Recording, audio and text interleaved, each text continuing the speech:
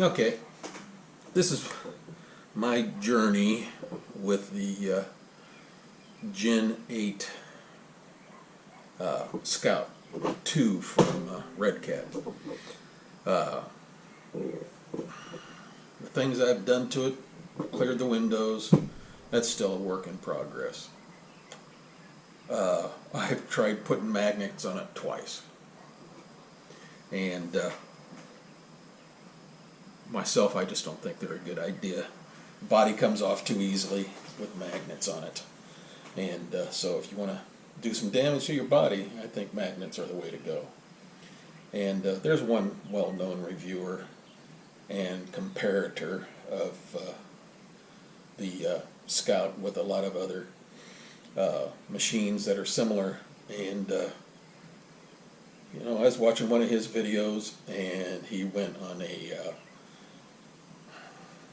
he was climbing with this one side up, and he hit a bump, and the body popped right off.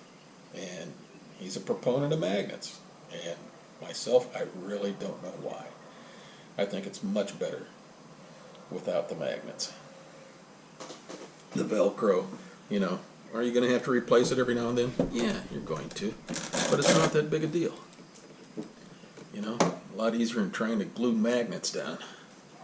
But you can see that I had to use a different kind of Velcro, and it's supposed to hold 10 pounds on walls, and it really does stick very well, and I've ran this thing through water.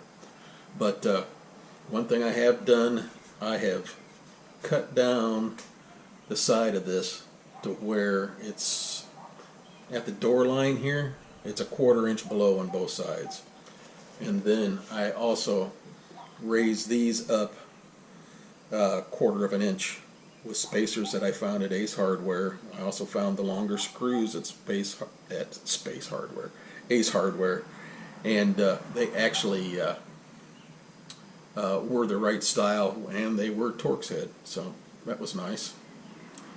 And then, of course, pulled in the bumpers, and that made a heck of a difference. And these Super Swamper rock tire, nice and soft, good sidewall give, a lot better grip, climbs a lot better. They're a little taller, so you get a little bit more ground clearance. The one thing that I deviated from a little bit on doing the bottom pan here is I used Lexan. You know, it was just something I had around. It's 0.30, and in that small area it's pretty stiff, and you know, I tried using epoxy on the magnets. It didn't work very well.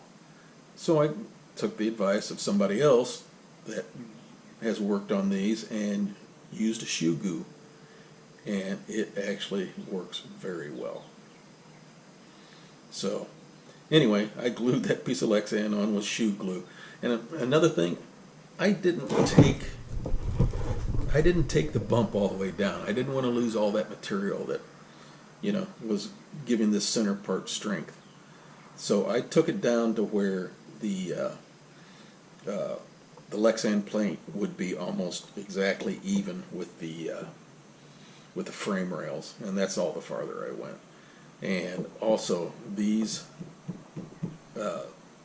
side guards, they are also about even with the frame rails, and I think, you know, it's all positive improvements. And also the servo, that cheap servo that you can get for 17 bucks, you know, with tax it was like a little over $20. It works excellent. It's a lot better. Your turning radius, my turning radius, it was pretty close to a foot difference, and I know other people have achieved more, but with the quick turning, tighter radius, it's a lot easier to control while you're climbing. Ooh, I guess I probably should shut that off. But the one thing that will get replaced, and it's already on its way. I'm a newbie to this, but I know radio that's not the greatest because I had one that came with my Aero Scout airplane, and it was adequate, but that was about it. But I stepped up to a 8-channel Spectrum radio receiver for an RC airplane. Made a world of difference. So I got another. This is a Skyfly, and I've got another Skyfly coming, but it's about the $70 one, $80 with the transmitter. What is it, the GT5? But it just looks like a lot better unit, and it'll be nice to get a nicer transmitter in here. Also, when I raised these side protectors here, this interfered with putting the screws in. It just lifted it up enough to where it was bumping into that box, so I had to peel that up. It had double-sided tape off. It's no big deal, and just moved it forward so it cleared those.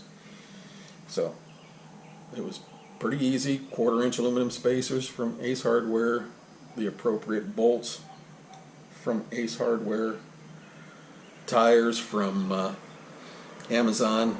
I think they listed for $21, and it was a little over $22 with tax. So relatively cheap upgrades that really didn't cost much money. But this body here is pretty beat up because I tried to use the magnets and it kept on popping the body off. I have never had the body pop off with Velcro. So myself, I'm just going to stick with Velcro, and I'm not going to worry too much about this body being beat around. I might get another clear body and paint one up to go on this. Not real crazy about using the posts, but they got some good looking bodies out there that fit this thing. So for $300, minor upgrades, you're still cheaper than some of the others in its class, even after all that. Transmitter, it's a different story. That bumps it up $80. So probably a little over $400 in this right now as it sits. But I took it out and drove it today, and across the street they're building houses. It crawls a heck of a lot better than when I got it, and I think a lot of it is due to these tires here. And no problems when I did the bump. Everything went back together fine. It's running fine. Driving better. Oh, and these with the old tires, if I was on a dusty blacktop surface, I could do donuts. I tried doing that in the same spot. No, it's going to roll over because these got a lot more grip, which is really kind of nice. So anyway, you don't have to spend a whole bunch of money to make this thing a lot better. But it's got a lot more clearance than it had, so making it a little bit more top heavy. But it's doing so well right now. Oh, and when your body flies off while you're rolling over and coming down the side of a hill, you want to wear out these plastic pieces at the top of your shock towers? That's an excellent way to do it. So I would really advise myself, if you like magnets, that's fine. And if you're having good luck with them, that's fine too. But I just prefer the Velcro. It just seems like for me, it does a better job. But I'm really happy with this truck. It's you know, I had my doubts, especially when I brought it home and broke two of the CV joints, first one side, then the other, and they just popped, just running it around the backyard. And fixed one, took it outside. 2 minutes later, the next one popped on the other side. Changed them out, reduced the steering then a little bit to try to keep it from having, I don't know if that had anything to do with it. I think it was just junk parts. They were the ones with the pinholes very close to the edge. And as soon as I saw that, I go, well, it was built to fail. So now the new ones, the pinhole is a lot farther away from the edge, so I don't think there'll be any trouble with that anymore. But so far, it's been durable. You know, it's been beat around in the short time I've had it, and it's going to get beat around some more. But no, a lot of fun. A lot of fun. So if you got an extra $300 kicking around, good way to get into it. I got into the mods pretty doggone quickly just because I wanted it to be better, and I knew it could be better. So actually, cutting this body off and raising up these protectors on the side, it didn't take long with that body hanging down by hitting sticks and brush before the body split right there at the curve in the bottom of it. And it was just because that part was hanging out. Now everything's tucked up behind the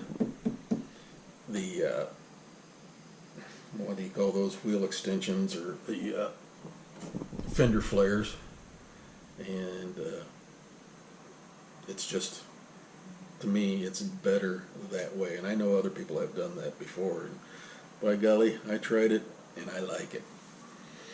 So like I said, $300 kicking around. Need some toy. This is a good one to start out with. This is my first rock crawler ever, and I'm having a really good time with it, and its mods are easy. So don't be scared.